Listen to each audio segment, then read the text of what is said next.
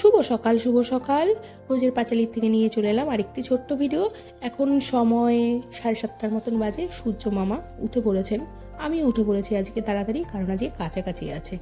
যাই হোক, আর এই যে গরম জল বসিয়ে দিয়েছি, কারণ আমি একটু গরম জলগুলোকে দেওয়ার চেষ্টা করি, কারণ সুতির জিনিস যখন থাকে, বিশেষ করে বিছানার চাদর, একটু গরম জল দিলে ভালো হয়। যাই হোক, ওই যে আমাদের বাজারটি দেখা যাচ্ছে যে এখনও পর্যন্ত খোলেনি, কারণ এখনও সকাল 8টার আগে, মানে 8:30 9টার আগে সুন্দর করে বাজারটা জমজমাট হয় না। আর এইবার ধীরে ধীরে করে এই কাজগুলো আমি যদি মিটিয়ে ফেলি, তাহলে টুকুর আসলে ভীষণই সুবিধা হবে, আর আমার কাজটাও এগোবে। কারণ টুকু এসে আবার রান্নাবান্না আমি এদিকে শুরু করবো, টুকু এদিকে কাজগুলো করলে, আমি রান্না করলে ও ওর কাজগুলো করে ও বাড়ি চলে যাবে, কারণ ওর বাচ্চাটি আবার স্কুলে যাবে। যাই হোক, রান্নার ভিডিওগুলো তো ওইভাবেই হয়ে গেল। আর এইদিকে আমি একটুখানি কেক বানাবো আজকে। তার জন্য কিছুক্ষণ আগেই, প্রায় ঘন্টাখানেক হলো আর কি, সুজি, আমুল দুধ আর চিনি ভিজিয়ে রেখেছিলাম।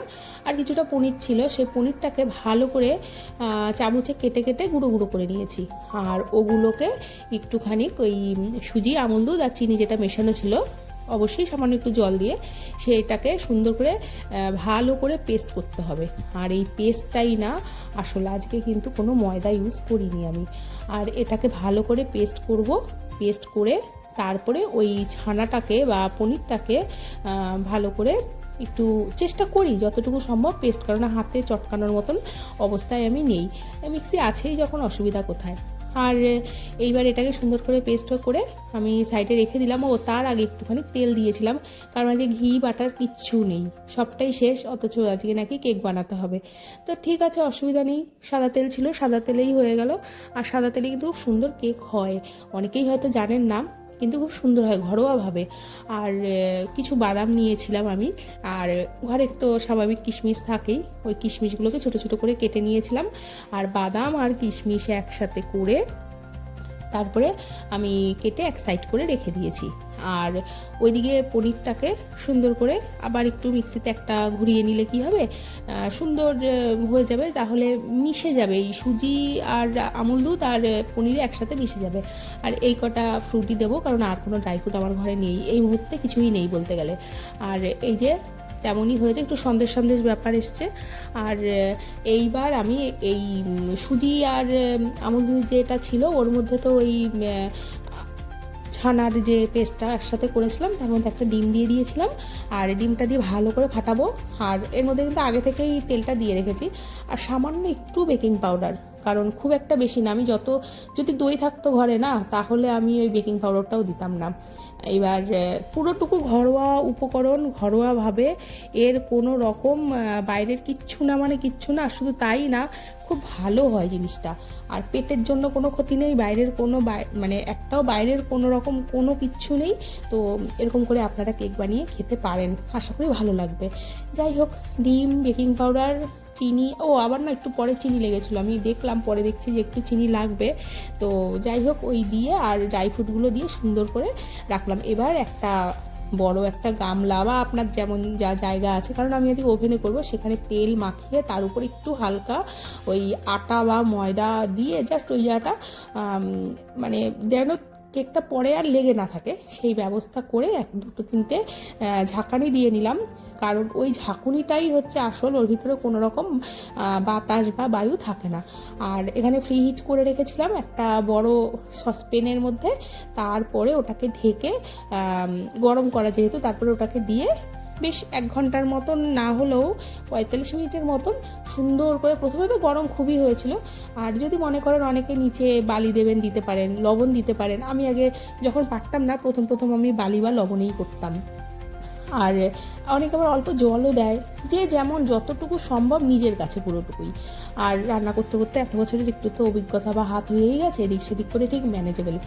আর এই যে হয়ে গেছে, চামচ দিয়ে কাটলাম, দেখলাম আর কিছু নেই। এবার তারপরেও আমি আরও 15 মিনিট ঢেকে রেখে দিয়েছিলাম। ঢাকার পরে দেখেছেন ওই চারপাশটা কতটুকু লাল হয়ে গেছে, মানে ওই জিনিসটাই তার মানে হয়ে গেছে। আর অনেকেই বলেন যে একটু ঠান্ডা করে নিলে ভালো হয়, ঠান্ডা করলে তো খুবই ভালো হয়, কিন্তু এই ঠান্ডা করার মতন অবস্থা বা সময় না আমার বাড়িতে হয় না এটা। কারণ এটা যখন হাফ হয়ে যায় তখন একটা সুন্দর গন্ধ ছাড়তে শুরু করে, আর ওই গন্ধ ছাড়লেই ওটাকে কখন হবে ওই যে কতবার উল্টে পাল্টে দেখা হয় সেটা বলার মতো না। আর সত্যি বলতে আমার এখন এই গরম জিনিসটা ধরতে ধরতে অভ্যাস হয়ে গেছে, আমার এখন আর হাতে কোনো গরম লাগে না। যাই হোক, এখন এটাকে সুন্দর করে কাটতে হবে, যদি এটাকে না কাটে তাহলে এটার অবস্থা ভীষণ খারাপ হয়ে যাবে। যাই হোক, এটাকে সুন্দর করে এখন কাটবো, কেটে দেখবেন কেমন গরম, মানে এটা কিন্তু ঠান্ডা হতে হয় না, এটা এমনিতেই উঠে যায়। অনেকেই বলে যে ঠান্ডা হলে ভালো, হ্যাঁ সত্যিই ভালো ঠান্ডা হলে, কিন্তু ওই যে আমার বাড়িটাও তো বাড়ি না, সব বাড়ি তো আর আমার বাড়ির মতো না। দেখবেন কেমন ধোঁয়া উঠছে, দেখুন ভালো করে, মানে অনেকটাই বোঝা যাচ্ছে যে ধোঁয়া উঠছে। আর এইটা খেলে না বড্ড পেট ভরে যায়, আমি দেখেছি অন্যান্য কেকের মতন, যেমন বাপুজি কেক খেলে পেট ভরে, এই কেকটাও তাই পেট ভরে। আর এই যে সুন্দর করে কেটে নিলাম, আর খুব সফট হয়েছে। আর ও হ্যাঁ, এই যে গরম যে কেকটা আছে না, এই কেকের মধ্যে যদি আপনারা মনে করেন যে এর ওপরে একটু আইসক্রিম দিয়ে খাবেন, এত অসাধারণ খেতে লাগে বলার মতো না।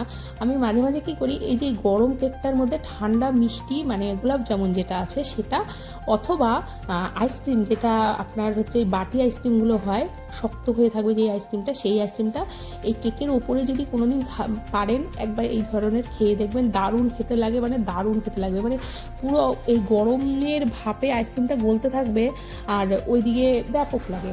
যাই হোক, ওইভাবেও একদিন দেখাবো। আর এবার ছেলেকে দেবো, দেখি উনি কি বলেন। আর ওপরে জামা কাপড়গুলো তুলবো, কারণ কেক তো হয়ে গেছে, এটাকে ঢেকে রেখেছি, এবার ধীরে ধীরে ওটার উপরে হামলে পড়বে সবাই। আর এইবার জামা কাপড়গুলো তুলে নিয়ে যাব। আর ওইদিকে ঈশিতাও আসবে, ও নাম শুনলো, শুনেই বলছে আমি যাব। আর একটু আমার ছোট এক ননদিনী আছেন তুয়া, ও SMS বা কমেন্ট করেছিল, তার জন্য একটু পাঠাবো। আর সবাই তো বললো ভালো হয়েছে, আর আমি খেয়ে দেখলাম হ্যাঁ সত্যি ভালো হয়েছে। আর এই সেই ফুলগুলো দেখছেন, মনে পড়ছে এগুলো সেই চাপড়া থেকে এনেছিলাম। যাই হোক, আজকের ভিডিওটি আমি এখানটাই শেষ করব। আর ছেলেমেয়েরা যখন খুশি তখন আমিও খুশি। আর যাই হোক, আসছি নতুন আরেকটি ভিডিওতে, আর ঈশিতার রিভিউটা অবশ্যই দেবো। আর আমার ভিডিওটি যদি ভালো লেগে থাকে আবারও please like comment share subscribe সব কিছু, মানে সব কিছু। আর দেখা হবে অন্য আরেকটি ভিডিওতে, ততক্ষণ সবাই ভালো থাকবেন, সুস্থ থাকবেন, সাবধানে থাকবেন। মৌমিতা প্রথম যখন খেলো সত্যি আর ভালো টেস্ট হয়েছিল।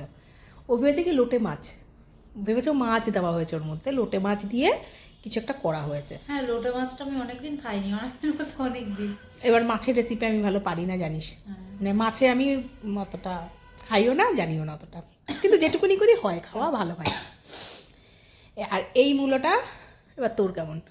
আমার কাছে দারুণ লেগেছে। তুই ধরতে পেরেছিলি একটা মূলো? আমি ধরতে পারিনি, ওটা মূলো দিয়ে ওই রকম একটা, মানে কি বলবো, রেসিপি বানানো যায়। টুকু এসে সকালবেলা আমাকে বলছে কেউ দি ওটা কি পেস্ট করে করেছিলে, আমি তুমি খাওনি, বলে আমি তো সবটুকু চেটেপুটে খেয়ে নিয়েছি। কালকে যদি একটু টাইম থাকতো ওটা আমাকে একদিন করে খাইও। হ্যাঁ, মূলো আনবো। ভাই খুব ভালো খায়। আর কেকের কথা তো আমি বলবোই না, আমার তোমার হাতের কেক তো সব থেকে, কি বলবো, আমার কেনা কেকের থেকে তোমার হাতের কেক বেশি ভালো লাগে। আর এটা হচ্ছে আমার ননদিনীর জন্য, আগের দিন কমেন্ট করেছিল বৌদি একা একাই সীতা দিদিকেই খাওয়াচ্ছ। কিন্তু সম্পর্ক আমার পিসি হয়। ঈশিতা তো তুয়া তো, আচ্ছা আচ্ছা, তুয়া তো আমার ননদ হয়, আমার তো মানে নিজের লোক। আমাদেরও তো ওই রকম, মানে আমার ঠাকুমার ভাই। যাই হোক, এই যে ননদিনীর জন্য চলে যাচ্ছে এবার বৌদি। আমার না বেশ ছোট ছোট সব ননদিনী আছেন, পুচকি পুচকি।